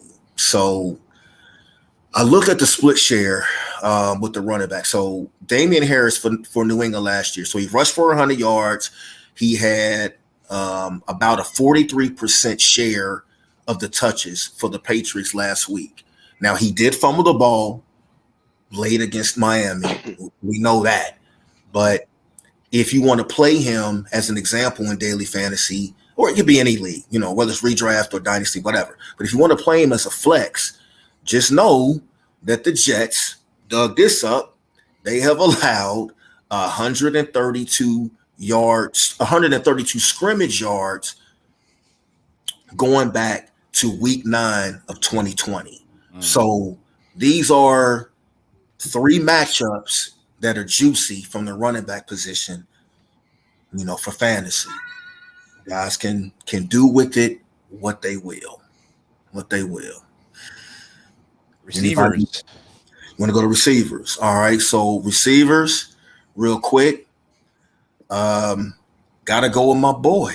I believe the rookie, Mr. Jamar Chase, is going to eat against top the 20 receiver Bears immediately. I think he's going to eat against this Bears secondary. To add context to my point, dug this up. The Chicago Bears, in their last 9 games, dating back to last season, have allowed 16 touchdowns and 40 points, fantasy points per game. Wow. Against receivers. That's a big deal. This is a fantastic matchup for Jamar Chase, T. Higgins, and even Tyler Boyd. So if you got any of those guys, that might be a matchup you might want to exploit. I need to go back to this Tampa Bay Atlanta Falcon game. Now, the Falcons defense in regards to receivers have surrendered the third most fantasy points to receivers going back to last year, 41.3 points a game. So this is hold on. I'm gonna challenge you there, Kevin. Go ahead. I'm gonna make you tell me which Bucks receiver you pick. Which one? I'm going to go with Antonio Brown, but that's 1A. Antonio Brown is 1A. But do not be surprised if Mike Evans shows the fuck out against this Falcon defense this weekend. Do not be surprised. Do not be surprised. Those would be my two. I think you can't go wrong with either one. Right. My last one that I'm going to give you will be, interesting enough, will be Deebo Samuel, and I'm going to tell you why. Now, he had a great game, but I touched on it earlier in the podcast. We were talking about the matchups. So, I don't. Who really knows what's really going on other than what Mike Shanahan puts out to the public? So, again, Brandon Ayuk received no targets, and he's been challenged publicly by his coach. Again, that's something that Shanahan likes to do to motivate guys. But, I think Deebo, when he's healthy, is a great yards after the catch guy. He obviously had 189 yards receiving last week. Now, this obviously they're not playing, they're not playing a bad defense. I actually think this Eagles defense is a lot better than probably people give them credit for. And I even had questions about them going to the season, but I like what I saw from Philly. They can bring pressure. This is going to be a hell of a matchup, but I think Deebo will be the number one target just based off of what Shanahan has put out to the public. Now, he could turn around and Ayuk can end up getting 10 targets, for all I know. But just based off of the target share, I like Deebo in this matchup. I think he's going to be a difficult matchup because he is very, very good at, yards after the catch. So those are the three guys that I'm looking at. And there's several others, but those are the three that I like this week in fantasy. Hey, so I got a quick question for you. So it was happening. It was actually happening. I watched it happen. Jerry Jeudy, you saw how many targets he had before he went down. So who becomes the receiver over there to have now? Cortland Sutton. Cortland Sutton is will be the big guy, but don't be surprised if Tim Patrick gets into this mix. He played very well for them last year. Very well. I've heard some whispers this past week about KJ Hamler. But I actually like Tim Patrick a lot this week for fantasy. And I like Cortland. I think those will be the two main guys for them. Yeah. I said, I'm gonna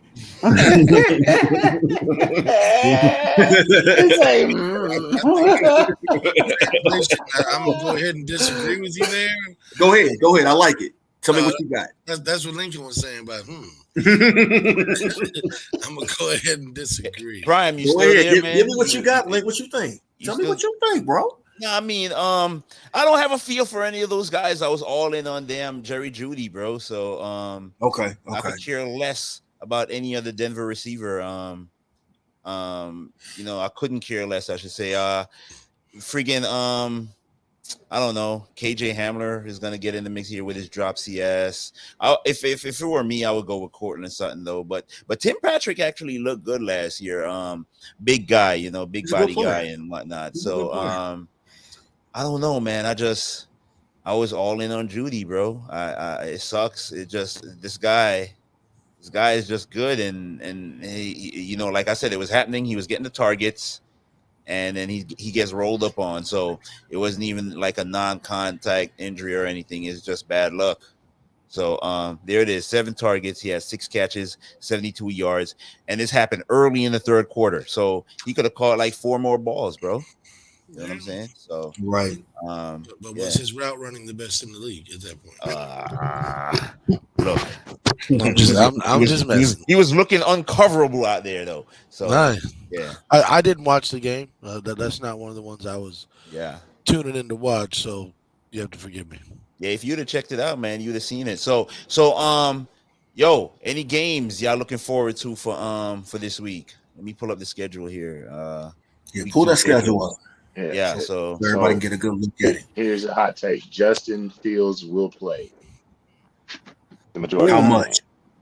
The majority of he will play more than Andy Dalton.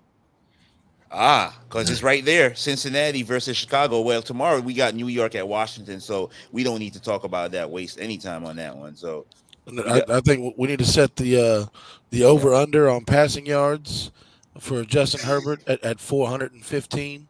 I'll probably take the over. Ooh, against the Cowboys. Yeah. Oh no, Cowboys. You mean? Oh, that's a lot. That's a lot, Bucko. That's ridiculous. You said he's taking the over. Justin Herbert. Who they got? They got Dallas. They got Dallas. No pass Marcus rush. Lawrence. Yeah, no Randy Gregory either. No Randy Gregory. No Randy Gregory. And we'll see plenty of number 30, Anthony Brown. We'll see plenty of him. Trouble. Roasted. Dude, I don't feel bad for him, but kind of a little bit.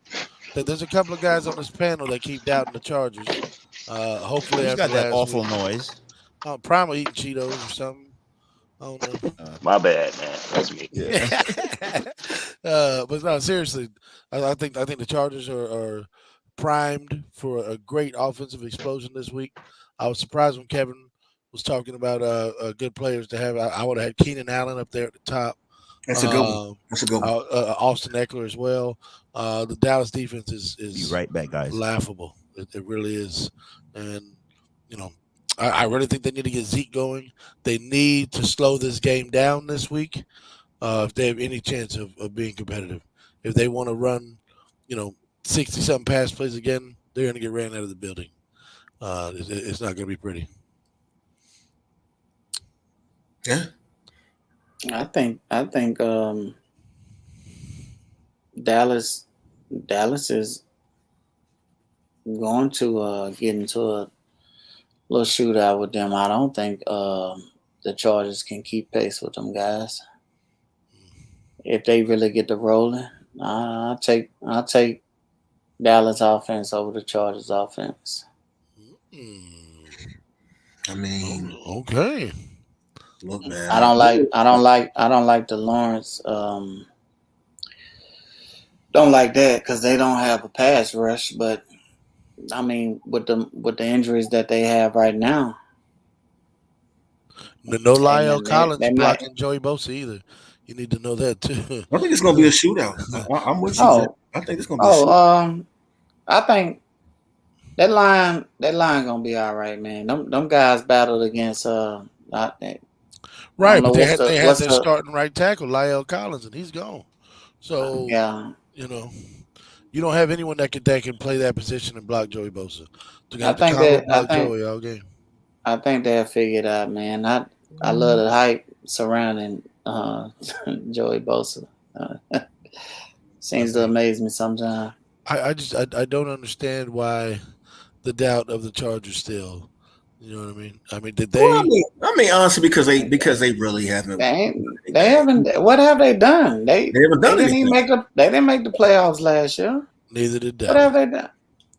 But what have they done? What's the big hype behind the Chargers, bro? Yeah, I mean that rookie quarterback, so impressive. So they had a perfect football he throws, and so calm under pressure.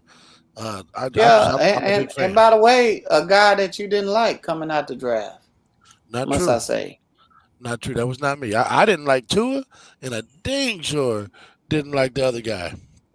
Oh shit! Now I'm drunk. Look at Jay. No, you know I hated Tua. You can shake your head all you want. You was a Tua guy. I said he's not going to be good. I was a Tua. Joey Burrow. I was a Joey Burrow Tua fan, and then I had Justin Herbert behind him. You had Tua as your number one. And who the fuck was the other quarterback that people were talking about was going to be good? Why am I drawing a blank on the other guy? No, you trying to figure out the guy you was talking about. No, you can't even. How you gonna remember somebody else's guys versus, and you can't even remember your own guys? Yeah, you know, you don't remember. You don't remember correctly if you say I was down on Justin Herbert, because that's not the case. I was not at any point down on Justin Herbert. Well, can we bring a third participant into this, Kevin? Somebody, go ahead, Kevin. Would you like to set the record straight? I recall Bucko saying that I don't recall him like singing Justin Herbert's praises for real. No, you didn't hear me like, oh God, I don't recall that. I had him. I don't recall you shitting on him either. Yeah, I never shit on him once. I don't recall you shitting on him either. Justin Herbert better than Tua. But to me, it was our conversations was Burrow is who you were talking about. Now you flat out told me you didn't like Tua. Like I'm one of the only guys that actually said I like the nerd from Oregon. Yeah, that's what I call him. I like his size. I like the size and his arm strength. He's a prototypical size, prototypical arm for the NFL. But the only questions is, what quarterback from Oregon has come in since fucking Dan Fouts? Yeah, but you look at this one. He's built like friggin' He-Man. Yeah, that's what I'm saying. Yeah, he's got prototypical size. He's, I don't know. Look. All I know is Tua Tagovailoa ain't shit, and Justin Herbert's better. And Justin Herbert's pretty good. Pretty good. And I like him to shred this defense on Sunday. All right, so I got the schedule up. Any games y'all like? I know Primal gave his take already. Justin Fields is going to be inserted at some point in this game and play the majority of the snaps, right? So I am intrigued by the San Francisco 49ers at Philly. Me too. And I am intrigued with the Rams at Indy. Mm-hmm. Yeah, we need that game. And classic Kansas City is Baltimore is always a great game. Yeah. That's always great. The game I was trying to remember. The sneaky game to watch. Oh no! Is the Raiders at Pittsburgh? Pittsburgh, there it is. Yeah, because the Raiders always get them. Yeah, they do have a history of giving Pittsburgh problems. That is very true. That's an early 1:00 game. That's going to be a slobber knocker to watch at 1:00. Man, I like that. So, who you like for that one though? You think the Raiders are going to get them again? I mean, if Pittsburgh's offense sputters out the gate like they did against Buffalo, which obviously we're not going to compare Vegas' defense to Buffalo, so don't get ahead of me by saying that. I'm just saying, if they don't look as fluid offensively, and Derek Carr gets in a rhythm, they can beat these boys. They have the weapons that can beat them. If they'll actually target someone other than Darren Waller at some point during the football game, you might can find that out. I mean, what do you have, like 23 targets the other night? Ridiculous. Primal, you got something you like up here? Oh, you already gave your thing, right? The Justin Fields thing. But anything else about any of these other matchups? No, I'm not a fan of. He's on mute still. Okay, so a game I'm looking at here on the schedule is Minnesota at Arizona. Now, I'm thinking about the way Arizona played week 1. Minnesota struggling with their offensive line. Chandler Jones must be licking his chops again. I think Minnesota is going to struggle in that game. They might lose. 0-2 for the Vikings. Let me tell you something, man. That is a very, very real possibility. Yeah, I didn't see this coming for the Vikings at all. I thought they were going to manhandle y'all. And y'all gave them everything they wanted and more. So they don't have the offensive line. Yeah, offensive line is a problem. It's a problem. It's a problem for Minnesota, and I brought that up in you did in the podcast. Yeah, they got some issues up front, man, and that defense is beatable in the secondary. They need to tighten things up. I like the front. I like the linebackers. Let's see if they get Anthony Barr back this week. That'll be a shot in the arm for them on defense. But the secondary is a issue. I don't have a problem with the safety. He looked like the guy I remember before they tried to make him this coverage guy. Yo, this dude out here dropping Harrison Smith, so he's back to playing in the box and all over the field. I think they played him a little different last year because of Harris and just because of the struggles with the secondary that they had with the corners, young corners back then. So I want to see them guys tighten it up on the back end and see if Arizona can keep things rolling over there. They got a pretty good offense they displayed with Kyler running around and making plays and Connor running tough, and the guy that I think Bucko brought him up a couple of weeks ago. It might not have been on the show, but he brought up the backup running back Edmonds. Benjamin? Oh, Chase Edmonds. Chase Edmonds is a starter. He's a starter. It wasn't me brought him up. Kevin's a big fan of that guy because he played.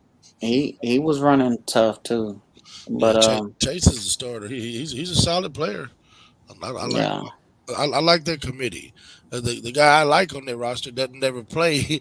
I don't think he's been active for a game yet. My boy Eno Benjamin. I'm still holding out hope that the former Sun Devil gets the shot. Yeah, he's going to wait his turn, right? He's going to wait his turn right now.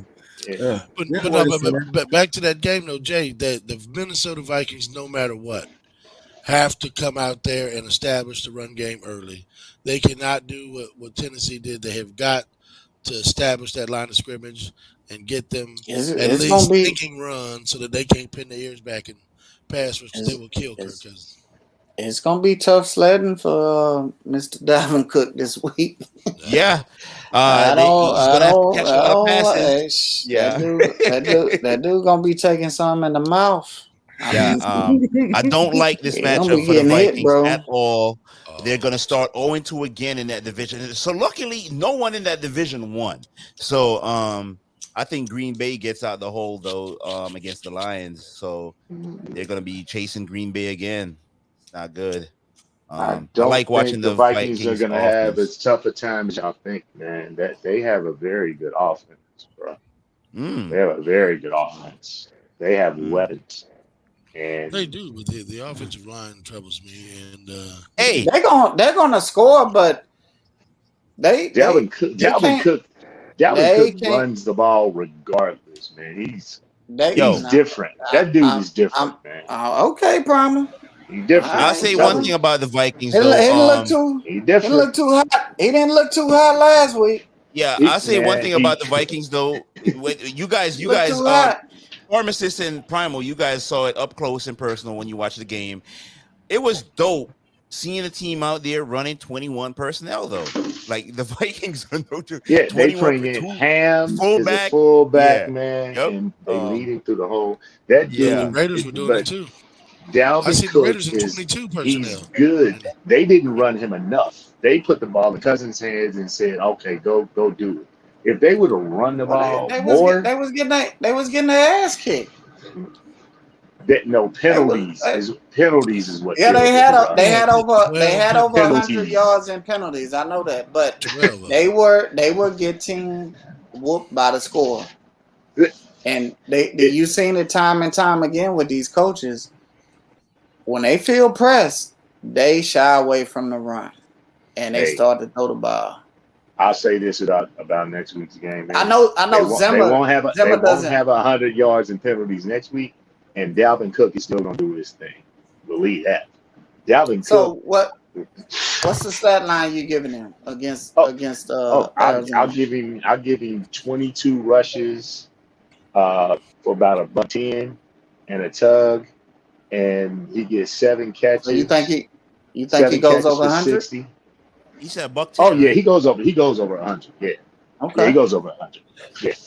Yeah. If they didn't have them penalties, they probably beat the Bengals by 10. Like for real. I know they had over 100 yards penalties. I watched the Mike game, Zimmer so must have been going nuts. but I didn't think he looked, He was Lincoln. he wasn't He was that running out onto effective. the field, cussing people. He was tight. He was mad. Man, Zimmer was hype. He run a uh, tight ship too, man. He I don't play that swear, shit. man, they left some plays out there, bro. They put themselves in bad situations with second That and I agree 20s with. and third and 12s where, they Yeah. couldn't really let Dalvin loose. But when Hey, Dalvin Lincoln, had a what's chance the to get lineup, Lincoln? loose, did Daily nobody want none? lines. I tell you what, them linebackers gonna be ready, and J.J. Watt and Chandler Jones and company, they gonna be ready. He gonna take something in the mouth. 3.5. That's it. Yeah. I figured after the way Arizona played, it'd be a little bit bigger than that. I was hoping. No. Vegas gonna always keep you hedging where they can win on both sides, man, and Yes. even out the bets. Pittsburgh 5.5. This is disrespectful. If I'm John Gruden, I'm showing them this. Like the way with our history against Pittsburgh, sure. Yeah. 12.5 for Cleveland, 12.5 for Tampa. Oh shit, them some big numbers, dude. Yeah. I don't like either one of those. Yeah, Green Bay by 11 for Green Bay. Yeah. Yeah. No. You know? Yeah. Yeah. So yeah, man. I like this. Yeah. We'll see. Last I want to touch on this game too. Tennessee and Seattle. How you think Tennessee bounce back? They're gonna be mad because that defense don't look like they can stop anyone. They're gonna have problems with DK and Tyler and company. They're gonna have issues on defense. I don't know what defense gonna show up for Seattle, but if it's anything like they showed up against the Colts last week, Tennessee gonna be 0-2. Right. I didn't like Tennessee's defense coming into the season, even with the acquisitions and additions they had. But I just think it's going to take time for them to gel. I just think overall it's not a good mesh. So they're trying to buy these free agents and try to piece something together, and I don't think it's going to work, man. I hope Seattle beat them, obviously, for obvious reasons. So, yeah, go Hawks. Yeah, man. Anything else? Nobody else want to touch on anything? So, look, let me stop sharing this screen. Let me get into this real quick. Let me see. Bucko dropped out.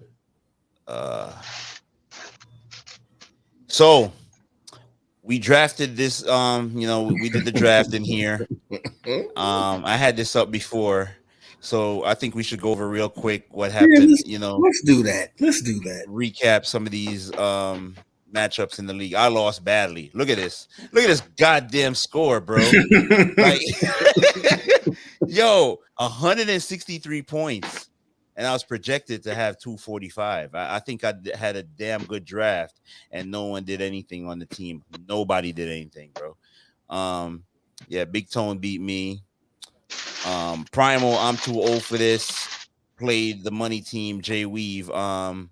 Jay Weave beat him 233 to 209. Big Boot beat New Killer America. The Great One said that New Killer America had the worst team, and it's week 1, but it's showing up. Yeah. Big Boot got him. Damn. Life, that's B-Dub. Look at B-Dub. Right? 338 pounding. Pounding on him. Yeah, but Eagle Man's team put up a lot of points. He did. 293 is supposed to be enough, bro. For real. I gotta look at his team. I'm gonna have to look at B-Dub's team after this. Bucko. Yeah, Bucko talking that shit to the pharmacist. Got his ass whooped. Yeah, he played the farm. Damn. Yeah, 260. Take that, Bucko. More for you. And riddle me this: Adrian versus Dell. This was very close. That was a very close one. 248 to 245. I'm gonna look at this matchup too. Let me go to these teams real quick. What team? This one.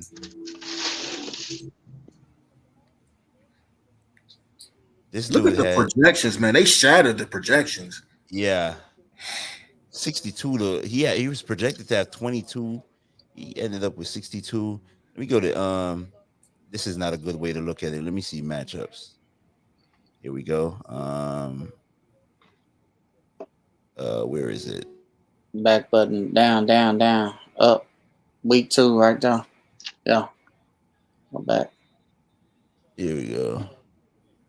And then how do I switch this shit? What you trying to go to? I'm trying to find the other matchups. League, I think, right? Week 1 at the top right. Yeah. Okay. B-Dub. Here we go. B-Dub got Russell Wilson. Oh, God. That's a reminder. Tyreek Hill. Look at the production he got. Yeah. Look at that. Najee Harris did nothing for me. Still won big. TJ Hawkinson. Miles Sanders. Amari Cooper. I mean, he killed it. Brandon Cooks. Killed it last week. Yeah. He ain't really get New shit out of England his IDPs ain't really do shit, but shit. Yeah. He didn't need him this past week. Man, that one Eagle put up Man had 40, 52 points from Chandler Jones. Wow. Yeah, and what a sleeper pick by Eagle Man to go 4 tackles for loss. Yo, old man Chandler Jones is someone no one thinks about. That was outside of the box thinking by Eagle Man. Go to show the bench points. 1 second. Show bench players. Because he left Odell in there, and if he would have played, well, he wouldn't have got him. He could have played Hines, but he wouldn't have had enough to get up there with him. And what's the other matchup I said I wanted to check out? Dell and Adrian. 75 from Dak. Kyler Murray. AJ Brown. Justin Jefferson. Ezekiel Elliott did nothing. Taylor got him 21. This was a really close matchup. He got 28 from Keenan Allen. Who won that matchup? This is Debo Samuel. Adrian won it basically by 3 points. Debo Samuels had 56 points. We got It was getting busy. He got adjustments. 189 yards receiving, Link. I mentioned that earlier. Yeah. For the fantasy, he balled. Yeah. LA Rams defense. Adrian is paying off for Adrian. Hopefully it doesn't give him shit this week. Who do I play this week? Let's go to the week 2 matchups. League. Week 2. I got you, Primal. Money team. You got B-Dub, man. Let's shout out to B-Dub. Yeah, he gonna catch a fade. Hey.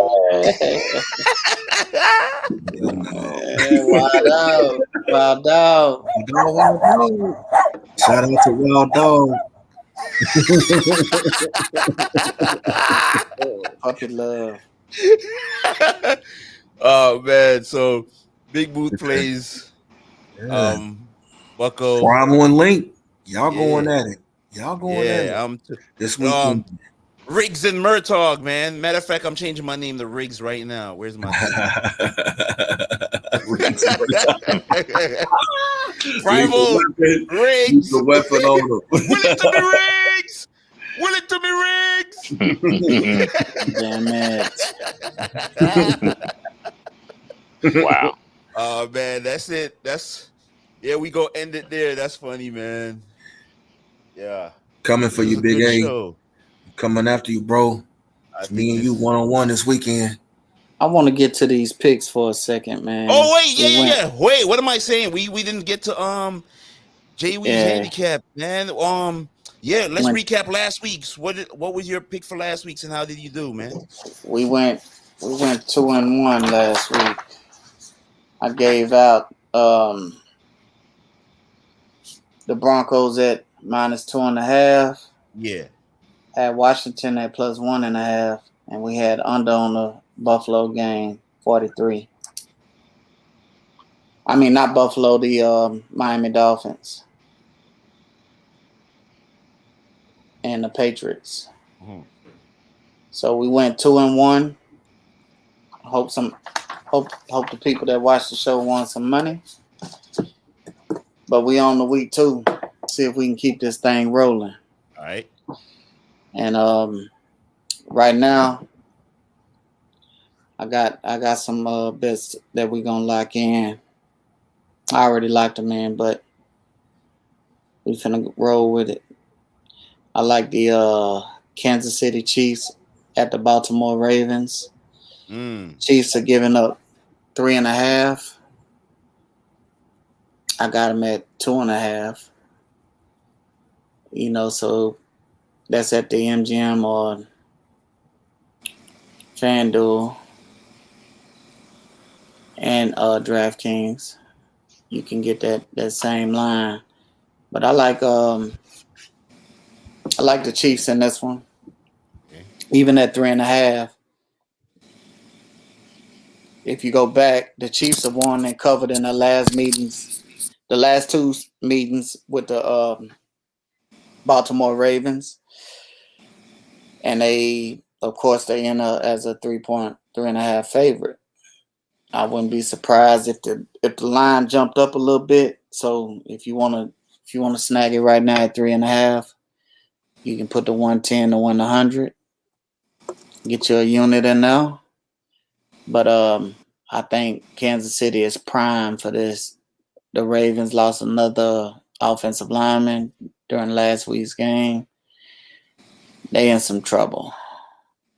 And they are really in trouble. Lamar didn't look too bad. He didn't look too good as a passer either. I think he's still running the football a lot more than he should. But I like Patrick Mahomes with no Marcus Peters.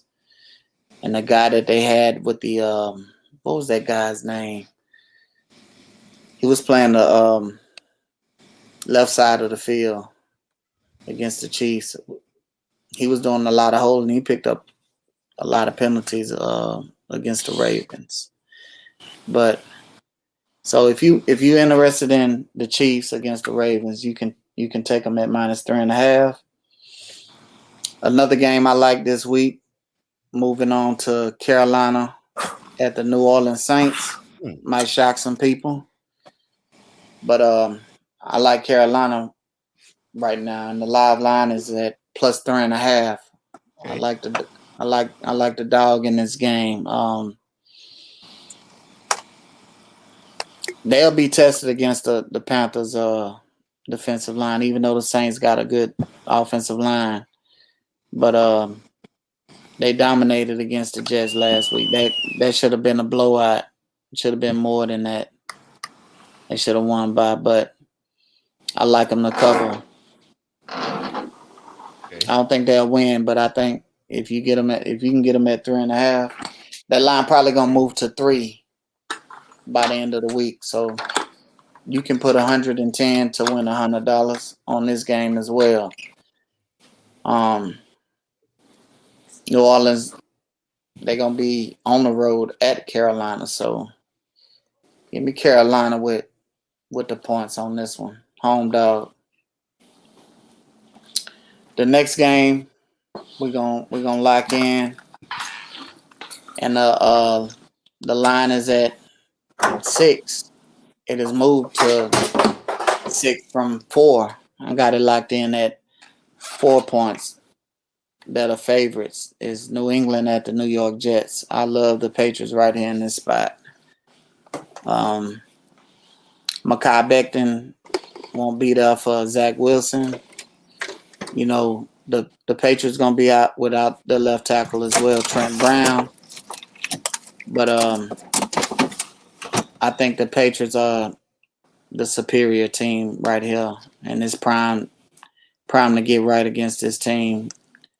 So even if it If you get it at 6, it's at 6 right now. If you get it at -6, I'll still take them. They're gonna blow the Jets out this week. Mm. The next game that I like, it's a sneaky game, man. I really don't want to put it on the docket, but I'm gonna put it as an honorable mention. I like the Eagles plus 3.5 against San Fran. I think with the weapons they have, no Jason Verrett. We know no Mostert. He's gone. Both of them players are gone. Jason Verrett tore his ACL. Mostert had knee ending surgery. Hadn't had the surgery yet, but injury rather. Excuse me though. And Philadelphia be stepping up in class after they face the Falcons, but I think if you can get that hook, 3.5, if you grab it now, you can get it at 3 plus 3.5 and get the hook. But I think the Eagles can score with San Fran. And as Kevin alluded to earlier, Philly got a defense. So I'm gonna put Philly on this docket plus 3.5. Those are my 4 picks for this week. Hopefully you guys can win some money if you lock it in. That's what we all about, man, when it comes down to the picks. And we want to stay above 50%. So sir, we're doing that right now. Let's see if we can keep this thing going. Those are my 4 bets. It's Kansas City minus 3.5. At Baltimore, you got Carolina plus 3.5 at home against the Saints. You got the Patriots on the road in New York at -6. And you got the Eagles plus 3.5 at San Fran. Lock it in, man. Let's make some money. let's do it. I like it, man. That's Jay Weave's Let's do it. handicaps, man. Get them 3 games locked in. Not money talk. Yes, Get them sir. lines. Get that shit going. Yeah, man. This has been a fantastic show, man. I loved it. I think this was some good shit, and it's only week 1, man. Imagine when these games start getting better. Yeah, I mean, No doubt. Primal, I can hear them crickets outside, man. What the hell you doing out there? I bro? ain't outside no more, man. Do you see his AVI? Yeah, He in the clouds. Yeah. He in the clouds. Yeah, up in the clouds. You ain't doing no chanting tonight with no fire. You gonna burn the house down? No, You indoors, man. right? Yeah. No, man. It worked for Jamar Chase, so I'm leaving. He good right now. We good. You got down ass. I was doubting. My fault. Yeah, My you bad. good, man. My Yeah, bad, man. so I enjoyed y'all brothers today. Same here. Had a good time. yeah. So we gonna do it again next week. Loved having y'all. 4-man panel was tight. Nice, round table topic and shit like that, man. So, episode 10, right on time for week 1. Episode 11, be next week, Wednesday at 8 p.m. If you're watching this, please like, share, and subscribe. Share it out on YouTube, Facebook, Twitch, wherever, man. Let's get some eyes on this thing. Don't forget to hit that like button.